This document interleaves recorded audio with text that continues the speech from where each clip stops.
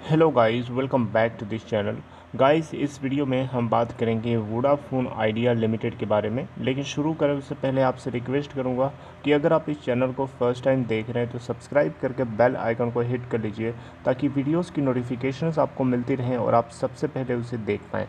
तो guys, Vodafone idea के अंदर हम लोगों ने कल थर्सडे के दिन देखा था कि एक ह्यूज वॉल्यूम हमें ट्रेड होते हुए देखा। तो सबसे पहले हम उसको डिस्कस कर लेते हैं कि क्या सिचुएशन देखने को मिली, एंड देन हम बात करेंगे कुछ इंपॉर्टेंट पॉइंट्स के ऊपर।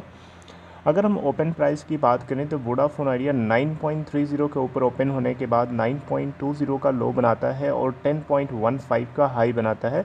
अगर आप देखें तो इसका अपर सर्किट बैंड लगा था 10.15 का और लोअर प्राइस बैंड लगा हुआ था 8.35 का। वोडाफोन आइडिया का 52 वीक लो है 3.00 का और 52 वीक हाई है 13.80 का। अगर हम इस कंपनी के क्लोजिंग प्राइस की बात करें तो 10.00 के ऊपर क्लोजिंग देता है, जो कि 8.11% ऊपर क्लोज होता है, यानी 75 पैसे ऊपर क्लोज होता है अपने प्रीवियस क्लोजिंग प्राइस 9.25 के रिस्पेक्ट में। अगर आप देखें यहाँ पे तो 9% साढ़े नौ परसेंट से ज़्यादा यहाँ पे हमें पूरे इंट्राडे में तेज़ी दिखा चुका है स्टॉक थर्सडे के दिन। अगर हम परसेंटेज ऑफ डिलीवरी की बात करें तो उससे पहले हम जानना होगा कि टोटल वॉल्यूम क्या रहा है एनएससी के ऊपर। तो एनएससी पे देखें तो 24 crore 92 lakh 15,374 total volume trade हुआ, जिसमें से 31.24% की डिलीवरी का डेटा भी आप देख सकते हैं कंपैरेटिवली हाई है।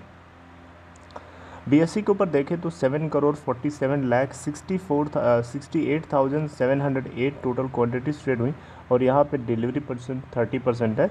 मार्केट कैप देखें तो आपको ये मिलेगी 28,735.39 करोड़ रुपए। तो गाइस, हम बात करेंगे वोडाफोन आइडिया से जुड़े हुए कुछ अपडेट्स के बारे में। एजीआर अपडेट के ऊपर मैं आप लोगों से चर्चा करना चाहूँगा, क्योंकि काफ़ी ये इम्पोर्टेंट है इस कंपनी के लिए। Right, so let's begin. तो गाइस, जैसा कि आपको मैंने पहले बताया है कि वोडाफोन आइडिया और भारती एयरटेल, इन दोनों कंपनी और टाटा टेली सर्विसेज, इन तीनों कंपनीज़ को बेसिकली जो है सुप्रीम कोर्ट, जैसा कि डॉट दावा कर रहा है बार बार कि सुप्रीम कोर्ट का जो ऑर्डर दिया गया था उस ऑर्डर के अगर अकॉर्डिंग चलेंगे तो जो रिमेनिंग अमाउंट है इन कंपनीज़ का, जो remaining AGR adjusted gross revenue इनका अमाउंट है, उसका 10% जो है मार्च 31 2021 को बनता है देने के लिए।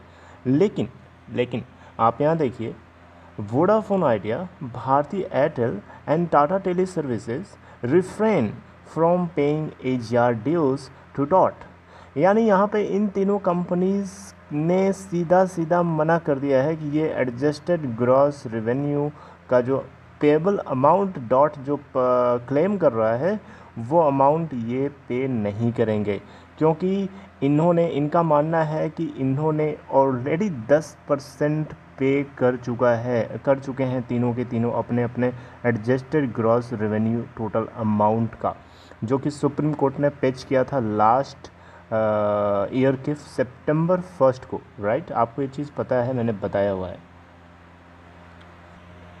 गाइस, आप लोगों को बताना चाहूँगा इस पॉइंट को लेकर के डिपार्टमेंट ऑफ टेलीकम्युनिकेशन जो कि दावा कर रहा था, क्लेम कर रहा था कि इन तीनों कंपनीज़ को बेसिकली जो है इनके रिमेनिंग अमाउंट का 10% मार्च 31 2021 को पे करना बनता है। तो इसी को लेकर के इन तीनों कंपनीज़ ने सुप्रीम कोर्ट के अंदर इस केस को लेकर के भी एक पिटीशन फाइल किया था कि जो सुप्रीम कोर्ट है इसके ऊपर भी अपना वर्डिक्ट निकाले कि इन कंपनीज़ को क्या वाकई में 31 मार्च 2021 को इनके रिमेनिंग अमाउंट का 10% पे करना है, या फिर मार्च 31 2022 को इनकी फर्स्ट इंस्टॉलमेंट जाएगी। इसके ऊपर भी सुप्रीम कोर्ट को अपना फैसला सुनाना था, लेकिन सुप्रीम कोर्ट की तरफ से इस पॉइंट के ऊपर अभी तक कोई वर्डिक्ट नहीं आया है। इस पर कोई भी फैसला सुप्रीम कोर्ट ने नहीं सुनाया है।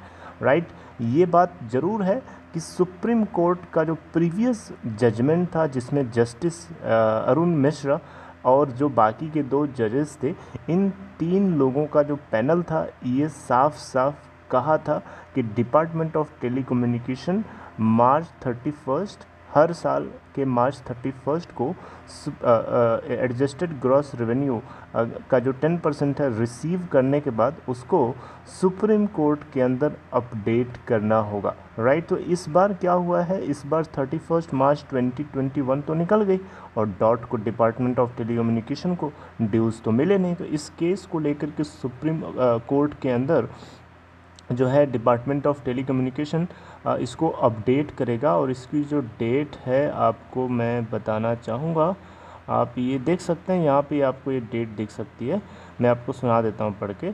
According to government officials, the department of telecommunication will need to inform the supreme court by April 7 the status of adjusted gross revenue dues paid as on March 31st. We will file a status report in Supreme Court shortly, one of the officials। तो यानी सरकारी department of telecommunication का एक official आता है सामने और ये बात बोलता है कि 7 अप्रैल से पहले या 7 अप्रैल तक जो है सुप्रीम कोर्ट में इस केस को अपडेट कर दिया जाएगा। And then accordingly supreme court क्या बोलता है। वैसे मोस्ट प्रोबेबली अगर आप मुझसे पूछेंगे कि आपकी क्या राय है इसके ऊपर, तो देखिए मुझे तो ऐसा लगता है कि इन कंपनीज़ की बात पूरी हद तक सही है।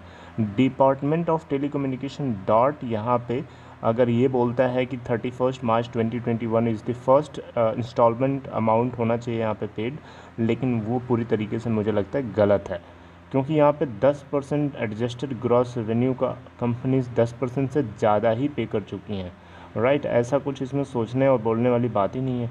अगर ऐसा नहीं होता तो अब तक जो है सुप्रीम कोर्ट की तरफ से वर्डिक्ट आ गया होता। देखिए यहाँ पे ना इसी बात को लेकर के ना वोडाफोन आइडिया के अंदर आपको तेज़ी देखने को मिली है। लगभग 75 पैसे ऊपर जाकर के क्लोज़ होता है, 0.75 रुपये। तो यहीं से आप अंदाज़ा लगा दीजिए। और डिलीवरी परसेंट आपने देखा ही है, एनएससी के ऊपर मोर देन 30% से डिलीवरी, और वहीं बीएससी के ऊपर भी 30% के आसपास की डिलीवरी है। तो डिलीवरी का डेटा देखिए, डिलीवरी वॉल्यूम देखिए, इतना ज़्यादा है। इस उम्मीद में लोगों ने यहाँ पे क्वांटिटीज़ उठाई हैं कि ये कंपनी जो है अपने स्टॉक प्राइस को सस्टेन करके वहाँ से ऊपर उठने की कोशिश करेगी। ओके, तो गाइज़ यहाँ पे भारती एयरटेल और टाटा टेली सर्विसेज और वोडाफोन आइडिया, इन तीनों ने टोटल अगर आप देखेंगे तो टोटल अभी तक जो एजीआर अमाउंट इन तीनों कंपनीज ने पे कर रखा है वो है 30,055 करोड़ रुपए, जो कि आप देखेंगे तो total adjusted gross revenue dues जो तीनों कंपनीज का सम होकर के आता है उससे 10% से कहीं ज़्यादा है, राइट। तो इसी बात को लेकर के इन कंपनीज़ की तरफ से इस बात को लेकर सीधा मना कर दिया गया है।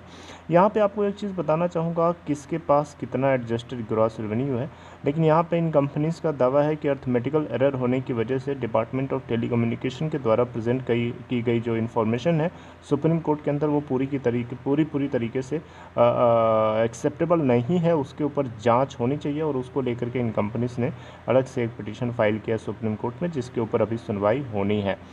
आप यहाँ पे बता देता हूँ आपको, जैसा कि आप यहाँ देख सकते हैं, भारती एयरटेल का जो सेल्फ एसेस्ड अमाउंट है 13,004 करोड़ रुपए मात्र बनता है, जबकि इसका total adjusted gross revenue dues है डिपार्टमेंट ऑफ टेलीकम्युनिकेशन से निकल के आया 43,980 करोड़ के आसपास है। वहीं वोडा आइडिया का देखें तो इसका सेल्फ एसेस्ड अमाउंट है 21,533 करोड़, जबकि डॉट की तरफ से जो एस्टिमेशन की गई है वो 58,400 करोड़ रुपए। आप देख सकते हैं कितना ह्यूज डिफरेंस है। अब थोड़ा बहुत डिफरेंस होता तो चलता है यार, अब ये इतना ज़्यादा 50% से भी ज़्यादा का डिफरेंस है, अब ये कैसे चलेगा, कितना कोई मतलब एडजस्ट करेगा, सोचने वाली बात है। इतना मतलब क्या है यार, हद हो जाती है, इतनी भी कैलकुलेशन नहीं मिस्टेक होनी चाहिए। अब खैर जो भी है, लेकिन मुझे तो लगता है कि डिपार्टमेंट ऑफ टेलीकम्युनिकेशन यहाँ पे गलत साबित हो सकता है अगर सुप्रीम कोर्ट न्यूट्रल होकर के अपना जजमेंट सुनाता है तो। और मुझे लगता है, उम्मीद है कि होपफुली ऐसा होगा, क्योंकि भारत सरकार जो है भारत सरकार की तरफ जो जज हमें झुका हुआ दिखाई दे रहा था अभी तक वो अरुण मिश्रा ही थे, और मुझे लगता है कि वो रिटायर हो चुके हैं, तो कुछ ऐसा नहीं होगा और न्यूट्रल होकर के फैसला जो है इसके ऊपर सुनाया जाएगा। यही उम्मीद हम कर सकते हैं अपने सुप्रीम कोर्ट, अपने टॉप कोर्ट से।